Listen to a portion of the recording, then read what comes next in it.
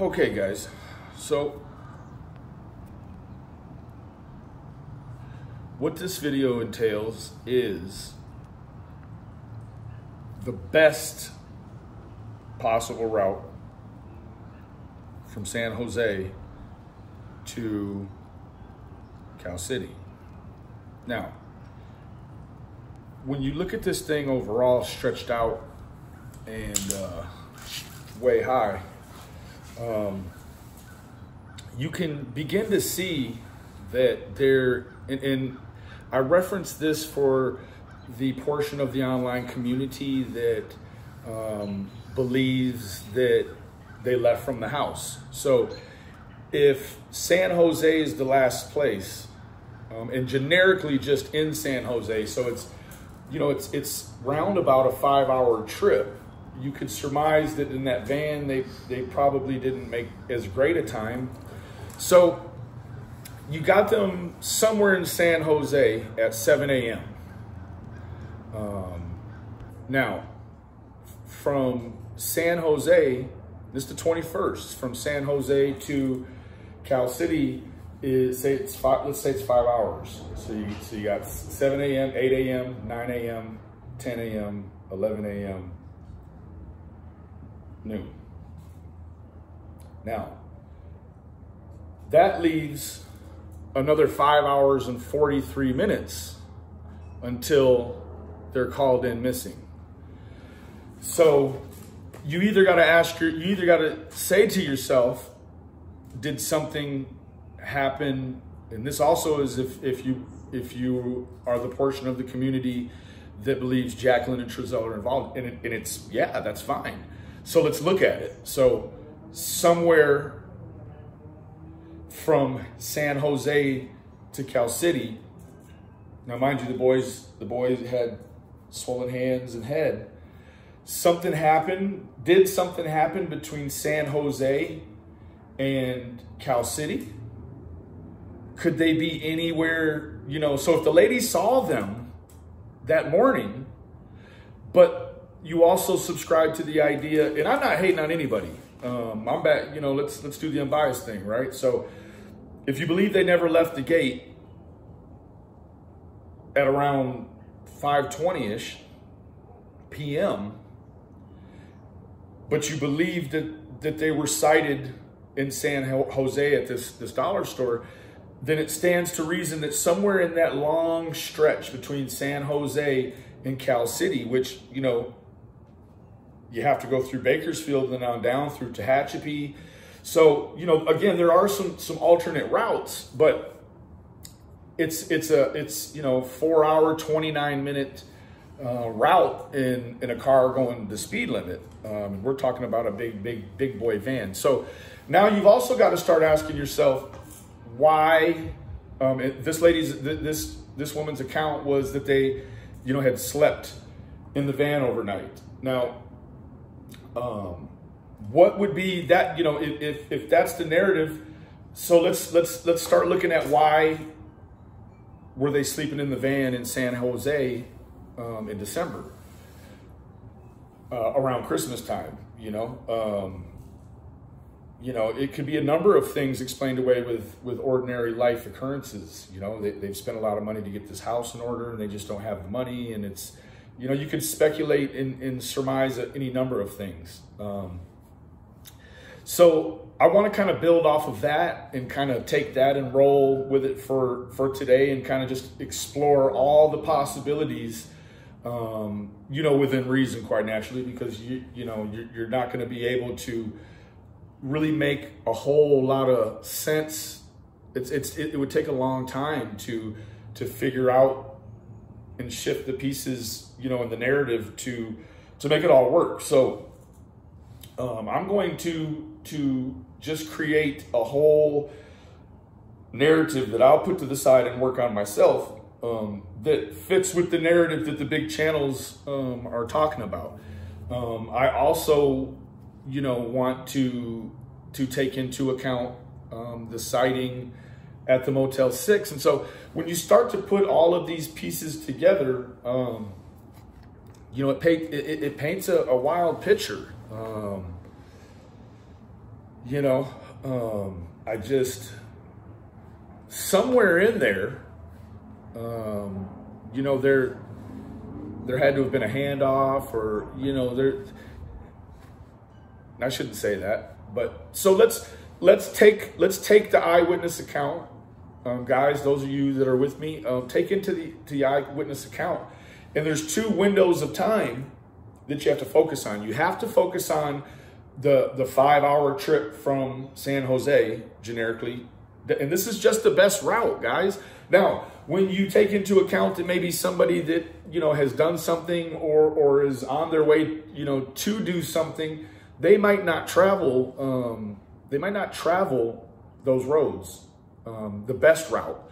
Now, you also have to keep in mind that the way the DOT and news, and there's cameras everywhere, and a lot of things get monitored on, you know, closed circuit TV. So if there was truly indeed a sighting, and, you know, they're able to reference that van if they went through a toll, you know, I'm not completely certain on the scenario as far as the roads or the highways are out there.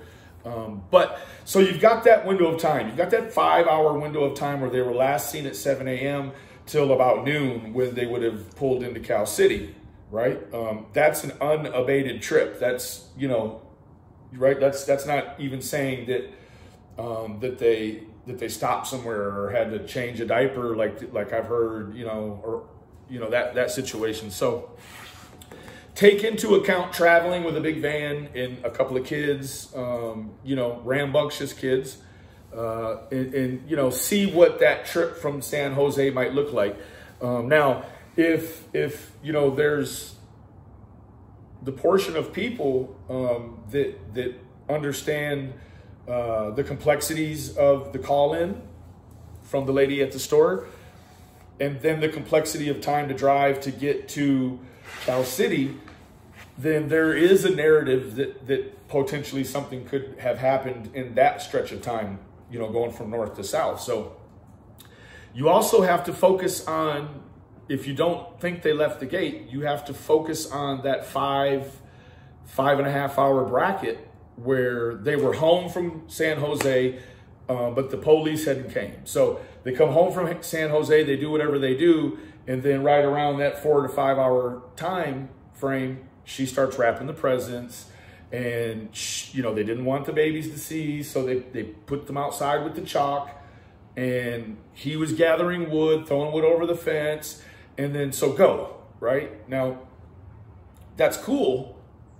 That's cool. But then when you have the sighting, it takes you back in time.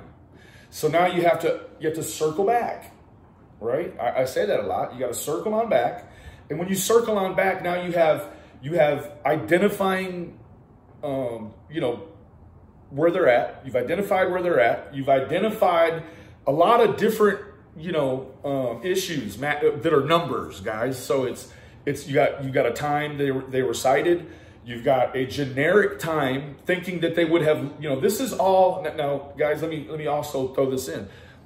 This is with the idea that they left right after they left that store and went straight to Cal City. Now, if they didn't do that, then 12 o'clock, you know, 7 to 5, that gets pushed back, right? So if they, you know, I mean, did they leave at, you know, noon and show up right at 5? And then, you know, and then what has happened, right? You got to ask yourself that. So when did they leave that day? And when would they have arrived in Cal City? Okay. So ask yourself, there are those natural things that should pop up into your mind if you're thinking about this like an investigator, and those things are, you know, certain things like they didn't have a room they were staying in, so they didn't have necessarily a place to go back to. They had the boys, they stayed in the van. So, you know, there's a lot of room for hinge right there where you say, okay, some people might think that they left immediately. Some people say that they may have went and had breakfast or did whatever they did, and then, you know, took off after that. So we don't know what that window of time from 7 a.m. last sighting to departure. that leaves a bigger window on the arrival in Cal City potentially. It makes it a wider window. So we start ever quickly approaching that 5:43 hour, right? So that's a lot to digest and ingest. I know. I want to leave you guys with that and know that that's kind of, to appease the narrative of what's going on. I want to take all of those things into account and, try to come back with a renewed sense of what could go on based upon what the larger platforms are saying. So I'm going to take that into account and roll with it. And, really kind of, I'll be honest with you guys, I got out of my character because just some things are being revealed to me. When you're involved in things like this on YouTube, people come to you and they either hate you or they love you. And what I've come to find is there's these dynamics where people are all involved with what's going on with the big platform because they're kind of drawn to it like, lightning bugs to a light, and then they go over there and then they get their feelings hurt or they get stepped on, in a way that it rubs their ego wrong. So then they'll come back over and it's like these people that are involved in the wildness, and I'm not saying particular channels, I'm just saying the people involved in the wildness, they're recording calls. Like there is a zillion gigs of data other than the boys' case being generated on this thing.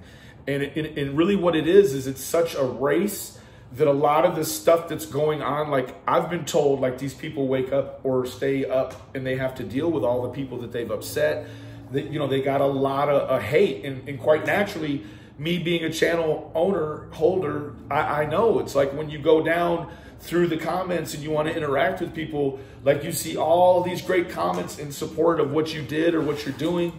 And then you focus on those 2 or 3, and those are the people you feel like you got to prove something to, and you get pulled out of your character. And so, I do want to apologize for, some of the things that it looks like.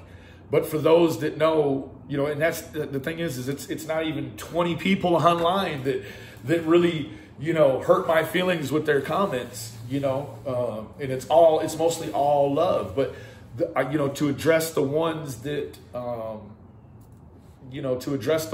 come on with the real nasty, I apologize for anything I did that would have you attack me racially, anything. So, with that being said, let's focus on the narrative that we've been provided, in the very, very recent past.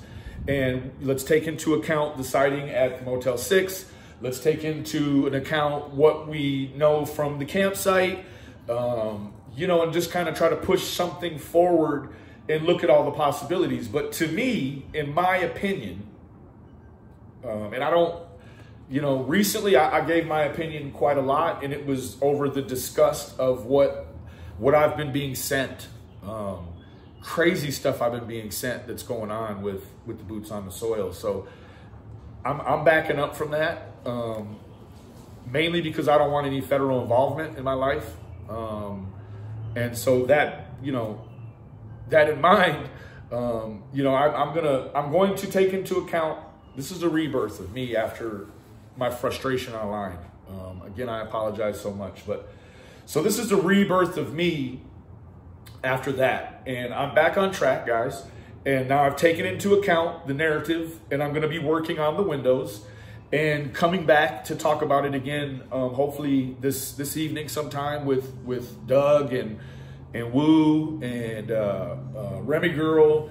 We're gonna focus this thing in another way because a lot of people say, what does this exposure of connections like this is very important. And unfortunately, that what we've seen is actually, probably a great representation of how it goes down in in a law enforcement think tank too, So you got to make all the connections. and you have to look for the things that are hidden. But when you're not even looking for these things and then they pop up and then they're broadcast in defiance of what has been said, and then you can't even see said source media, all of that is a crazy, crazy narrative, right? All that time was wasted, right? And so, you know, there are a lot of things that are healthy to be exposed. They're good to be exposed. Yeah, there was people, you know, a few people saying he's laughing. Like, this thing, you have to laugh or you're going to cry, guys. You guys know, I don't have to tell you. And in your emotional time, you saw my emotion. I just deal with my emotions differently. I don't like to cry or you know, be seen crying, even by my wife. I go somewhere else when I've had to do that around her. So, you know, that's the way I deal with my emotions, guys, is by laughing. And I appreciate everyone that supports the channel and supports Doug's channel and supports, you know, the thing it is. So, you know, disclaimer, we're not all perfect, and we're all going to fall short of the glory of God, right? We know this, right? And you know, that's not like saying, hey, no offense, and then completely disrespect anybody. That's not what it is. It's just inside of all of this, there's the growth, and what you're seeing is actual growth, but it's happening in front of a camera and, you know, kind of a documentary format. And all of us, every channel, every person involved is going through a growth. And so there's going to be growing pains. There's going to be bumps and bruises. And, you know, I thought it was very cliche when I, you know, kept hearing the, what's done in the dark will come to the light. It's going to. It has. It's rooted the head. So with that being said, guys, let's focus on this new narrative that we've been given. And let's break that down. And let's see what these windows, you know, start looking like. You know, not an approximation, but actual, you know, okay, 44, you know, hour, 29-minute drive. When did they leave? When could they have arrived? When was the call? You know, and let's go that way. God bless you guys. Thank you for watching. Peace.